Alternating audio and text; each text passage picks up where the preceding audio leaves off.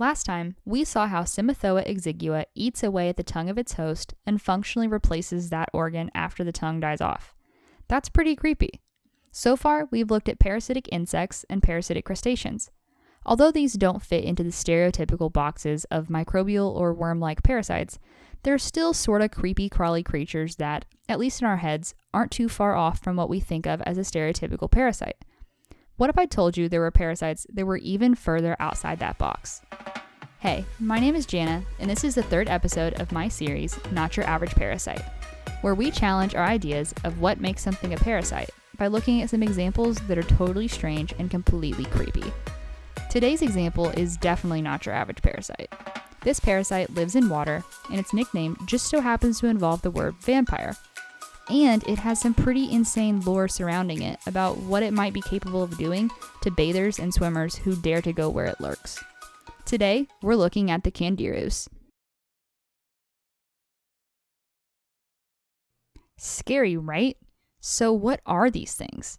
For starters, they're tiny little fish. Let's take a look at how biologists classify the Candirus. Like the other parasites we've talked about, they're animals, so they're in the kingdom Animalia. They're in the phylum Chordata, the same one as us. They're in the class Actinopterygii, the ray-finned fish, the order Siluriformes, the catfish, and the family Trichomicteridae, which are the parasitic catfish. Our specific focus today is on the members of the genus Vandellia. So, where do these fish live? The answer to that is simple. They inhabit the Amazon River in South America. What taxa are the preferred targets for these creepy little fish? There isn't a specific species, they just tend to go after various freshwater fishes. One study compared the incidence and duration of Candiru attacks on goldfish and Amazonian cichlids. They found that when presented with both types of prey simultaneously, the Candirus attacked the goldfish first 13 times and the cichlids first only 2 times. They concluded that this was a possible manifestation of a preference for goldfish and goldfish-like fish over the cichlids and cichlid-like fish. One of the interesting things about this parasite is how it finds its host. The goldfish versus cichlid study also examined whether or not the Candirus would respond to chemical attractants in the water without a live fish being present. They tested ammonia, which is a nitrogenous waste produced by fish, an amino acid solution, surface mucus from a goldfish, gill tissue and mucus from a cichlid, and urine.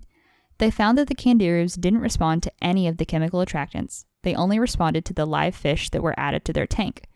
The authors speculated that since the Candirus have larger eyes, relatively speaking, than their other catfish counterparts, sight might be more important than chemical signals in prey detection.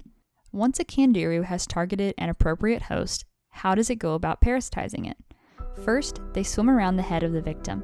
When the prey fish opens its gill cover, the Candiru darts underneath. The host shudders and jerks as the Candiru moves within the gill. The Candiru attaches itself with its spines to the gill and uses its needle-like teeth to puncture either the dorsal or ventral aorta, both of which are major blood vessels within the gills. The Candiru doesn't actually suck the blood. In fact, the blood is pumped into the Candiru by the host fish's blood pressure. After the Candiru is filled with blood, it detaches and leaves the gill. So it kinda makes sense why they're referred to as the vampire fish. As I mentioned before, this little fish has some crazy historical tales that surround it. It gained its popularity by being known as the fish that enters into the genital regions of humans bathing in the Amazon River. It's no surprise that a fish allegedly capable of swimming up a person's penis and becoming lodged there with its spines became a wildly popular topic, especially when you add in that the usual treatment was penis amputation.